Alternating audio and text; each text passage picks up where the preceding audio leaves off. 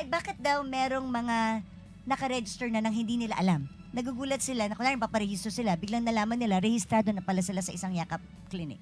Okay, pwede naman ho nilang gamitin yung transfer rules once available na po at alam na po nila gusto na nila magpa-register. It so happen na hindi doon sila dapat naka-register kasi patient choice eh. Patient choice. Patient choice to. So kung gusto nila lumipat, basta wala pa po siyang first patient encounter, pwede siyang lumipat any time of the Anong year. ibig sabihin ng first patient encounter?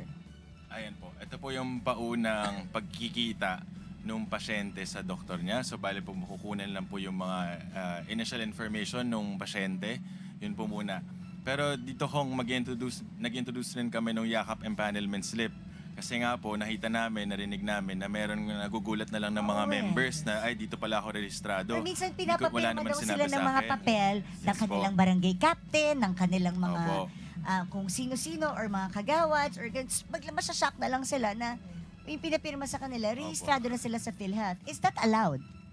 Hindi po. Pero dahil po dito sa introduce natin na yakap empanelment slip, para po to sa mga members din, no?